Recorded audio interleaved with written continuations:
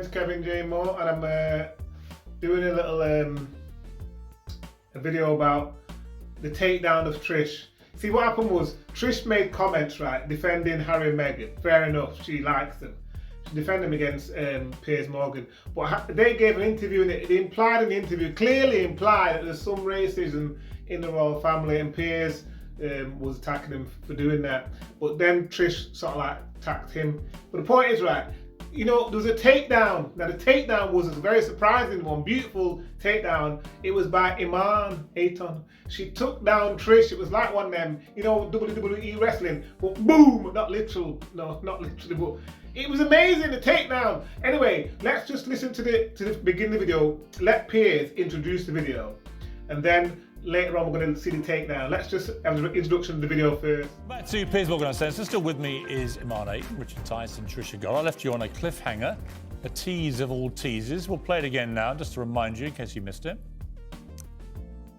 I watched you yesterday and the day before. I watched you be gaslit by two ignorant black women. I actually felt quite sorry for you. So I want to say, welcome to the club, Piers Morgan. How does it feel to be gaslit when claiming something is racism? How does it feel? It's annoying, right? It's annoying.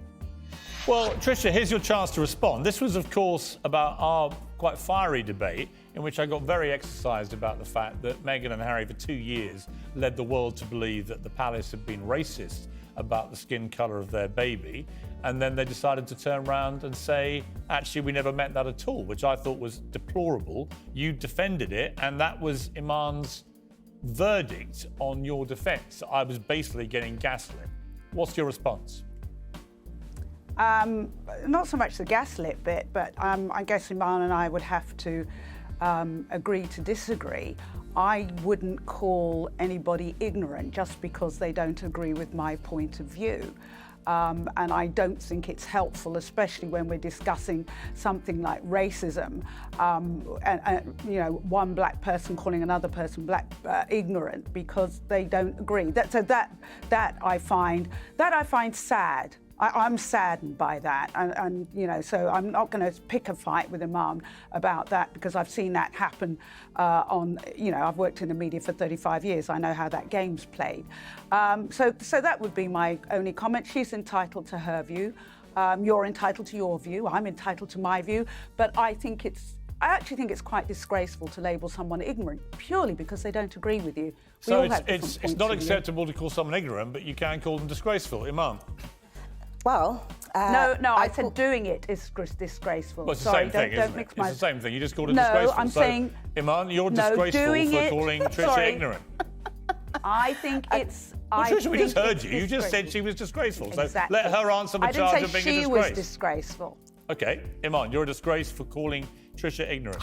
I think I'm awesome, personally, so I just want to throw that out there. Secondly, I never called you ignorant because you didn't agree with my opinion. I called you ignorant because you have a lack of knowledge. There's a clear difference, and it was never about a view. It's about just understanding facts. And when we talk about unconscious bias, that's based on feeling. That is a fact, Trisha. So it's not about me and you disagreeing as two black women. I'm going to call you ignorant in spite of your colour if you have a lack of knowledge.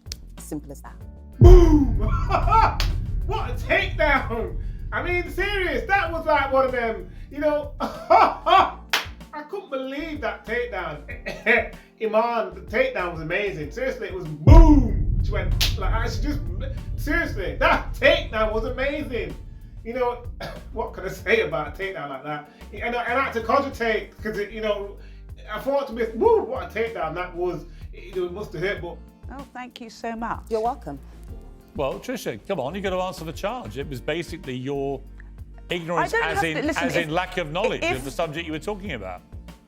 If somebody decides that I'm ignorant, I'm not going to sit here and try to dissuade them otherwise. They've quite clearly made up their minds. If Imam wants to call me ignorant and thinks of me as ignorant, what have you, fine. I have to take my hat off to Trish as well, because she kept her composure. You know what I mean? She kept her composure. You know, she got exploded basically, but she kept her composure and she tried to keep it all professional. You know what I mean? And she couldn't attack as much as she could normally because she's dealing with somebody who is a person of colour. See, that's why she can't sort of bring in the race card and say, oh, I know more than you because I'm black and all this. No, she couldn't do that. Iman is black, she's a person of colour. And she made a good point. Trisha, you know, she's struggling, but she does manage to kind of get around it a little bit. Let's listen to some more of the video. Go ahead. Trisha, you did a lot of damage that day. You did a lot of damage, and I had to come along and fix it. Just like Harry did a lot of damage, and other people had to come along and fix it. Me, Shola, Kiande, we had to come along and fix your dirty wax. You know what? I don't have time for people like you when you come on national TV spewing garbage. And you're right. I'll actually add to your second point. I don't want to argue because I'm a bit more. In fact, I don't believe black women should come onto TV arguing, so I'll just leave it at that. I called you ignorant because of your lack of knowledge. It kind of ends there, basically. I mean, Trisha, what I would say as the token white man in this debate is I would say this about what happened last week. I was surprised, actually, that you, with all your experience of broadcasting and journalism, you're a smart person. That even you, when you heard Harry basically gaslighting the world by saying, it was the media that said that this was racism. We didn't say that. And then you literally watch back exactly what they said to Oprah Winfrey, and they were blatantly accusing a senior member of the royal family of being racist about their unborn child's skin colour. I was surprised that you couldn't find it in yourself, notwithstanding your support for them, but as a black woman, to understand the damage that did in playing the race card as strong as they did to Oprah Winfrey, and then expecting 2 years later, we would all just sit back when they go, we didn't mean it as racism, and we'd all go, oh, that's all right then. After 2 years of incessant headlines around the world calling the royal family racist because they had called them racist. So Piers is obviously right. You see, the interview definitely gave the impression that the royal family are racist. It's a simple, common sense fact. When you watch the interview, they didn't directly say the word like Trisha said, they didn't say the word, but clearly there's a strong implication that the royal family are racist, because that's the implication of the question and the line of questioning and the conclusion and the concluding thought that was generated from the question related to the baby's skin colour, what it would be. It's clear as day to anybody with half a brain that it was an implication of racism. And then Harry says later on, like Piers just said 2 years later, he said, oh, we didn't say that in the media. But it's obvious that you're giving that impression. You see the point? They gave that impression deliberately, and now Harry's saying, no, it was the media. You see the point? This is where the arguments are coming from, you see. Let's listen to some more of the video. I have to actually, with that, agree with Richard Tice, my colleague Richard Tice, in saying that when, Richard, you were right, if it hadn't been Oprah Winfrey, if it had been a British interviewer, I think a British interviewer would have challenged them on that and got them actually to say the words. My whole thing was that they didn't, as Susanna, your old colleague, agreed, they didn't actually say the words. And the reason they didn't, I don't think, is because they'd actually said the sentence, they probably would have been sued or God knows what.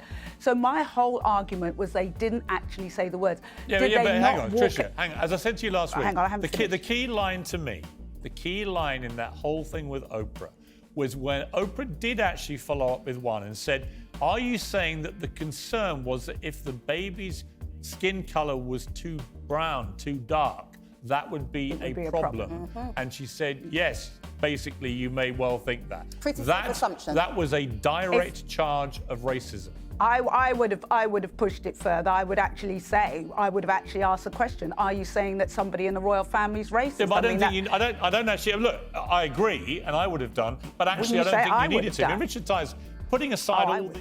Can you see Trish now, she's changing. She says, I would have pushed, but I would have said, so she's changing her stance, isn't she? She's not addressing what Piers said. She's, I would have, you know what I mean, trying to get out of it. Ultimately, she's in the wrong. Simple as that. Everybody with common sense would recognise that they were clearly accusing the royal family of being racist. It's a simple fact. Watch the video, Oprah and all that. It's clear as day. That's why Oprah was like, she was kind of shocked when she said it. She was like, Oprah was taken aback because Oprah recognised that there was an implication of racism in the answer that Meghan gave. It's obvious, really. And now back to the video. side you're on of this debate. And look, there are lots of people who don't agree with me, I get it. But on that, I did feel completely incensed for the royal family that for 2 years they had to put up with this charge of racism against all of them because we never got told who it was that supposedly expressed this concern. And when you watch back that exchange with Oprah, it was unequivocal. Yeah. When you watched it back, she specifically said that it would be a problem if the baby's skin colour was too dark. Yes, was the basic answer. No one had any doubt, and there hadn't been any doubt all over the world for 2 years until Harry's interview. And in a then we six-part were Netflix series, they never corrected it. And so everyone's left completely gobsmacked. And you're sort of wondering, what's Harry's objective here? The agenda has changed. Sorry to cut you, but the agenda has changed. Yeah, so that's the point. So did he find Not himself... one word about this in the book. No, well, exactly. Not one But word. it's as though he thought, I've gone too far here. Right. I need to somehow find a way to row back. Or let's just give a distraction and go down another route. There's so many inconsistencies in all of this. Frankly, it's impossible to know where to start or finish. I think it was very damaging. You know, if I represented a group like Black Lives Matter, for example, and I'd be working really hard to try and drag people with, racist undertones about them into a world where they're not racist because you explain what racism is. To have a member of the royal family and his wife, on two of them, on global television, branding the royal family racist and then basically saying that's not what we meant. I get why that would incense you. It would incense me. I thought it was absolutely disgusting, and that's why, apologies for cutting you earlier, I just had to make this point about their agenda changing. I just want us to look at their journey for a moment. We watched them expose their truth. We like their truth. You see us changing. Right. Expose their truth, defend themselves, and now they are on stage 3, which is about making amends. And so therefore each agenda requires a different approach. And so from another strategic standpoint, if you take off the most damning claim of them all, which is the racism claim by far. The reason why is because you have to remember it connects to the royal family potentially paying reparations, and you don't even want to think about what that number would potentially look but like. I would also, Iman, I would also also add the other main charge, which I felt was incredibly damaging, was this allegation, direct allegation, that Meghan Markle felt suicidal and had gone to somebody at the palace seeking help and had been told she couldn't get it because it would be basically damaging for the brand. Again, not a word of that in the book. That's just disappeared like that never happened. We never got told who that palace employee was. For all we know, they might still be working there. Did they say that? Did they look at a woman saying, I'm suicidal, and say, you can't get help? I didn't believe it at the time. I don't believe it now. Not a word in the book. And this is, again, I think, a form of gaslighting on that issue. Yes. So you've got race and mental health were the two sticks to beat the royal family with, both of them now shattered in terms of any evidence. I will not defend the indefensible. I know that people like Trisha and many others try. I'm not prepared to do it. Once I realise you're a liar, you're a liar. I will defend what I believe in, but once you've crossed that line, you've crossed that line. Right. That's a really good example of the contradictions. I hate to point out contradictions. I'm a big fan, or was a big fan of both of them. But even the whole therapy thing, I mean, I could sit here and defend, for very long lengths of time, sit in conversations defending them. But the reality is they've contradicted themselves. They contradicted themselves when it came to the whole therapy thing. I'm sorry, let's be clear. They're liars. They've contradicted themselves, they and they have lied. And they have lied on a global stage repeatedly and caused enormous damage. And I said this 2 years ago, nothing has changed my mind. In fact, if anything, the disingenuousness of the race charge being removed, the mental health stuff just disappearing and not being mentioned again, has all just confirmed to me I was right all along. I mean, it's been concreted in stone, this lying, these inconsistencies. And you sort of wonder, where does it go from here? The only upside is that Clarkson's done the royal family a favour. Yeah, and I agree with that point. They have to maintain the moral high ground, say nothing, do nothing, send an invitation, but make sure through the back door they understand they're not to come. And you know, when Iman doesn't support them and she's saying they're contradicting themselves, that is really strong, because she would be supporting, especially Meghan normally, but she's saying that Meghan contradicts herself. And then Piers, of course, he says it more directly. He calls them liars, doesn't he? Quite a strong charge, but the evidence seems to support what Piers is saying, doesn't it? So, the conversation there, it's a difficult one, I suppose, but that the racism issue and the way it was used and the way they used the mental health issue as well.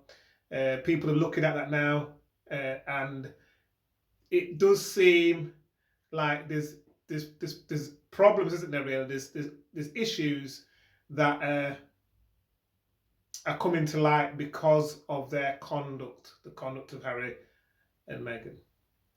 But the main focus, one of the main focuses for me in this video, which really amazed me, was the takedown of Trisha, because I thought that was amazing. Because Trisha wasn't really, I don't think she was honest in terms of what she was saying, or maybe she had a different mindset looking at Harry and Meghan. She must love them so much that no matter what they do, she'll always defend them. But Iman actually was reasonable in, I can't believe I'm saying this, but Iman was reasonable because she actually said that when she looked at the evidence, she sort of changed the view of them.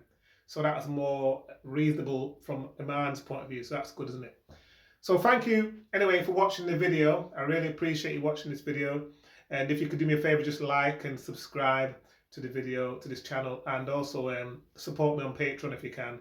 Because if you support me, I'll be able to do more videos. You know what I mean? So if you give me that support, it'd be great. Anyway, thank you very much for watching, and take care till next time.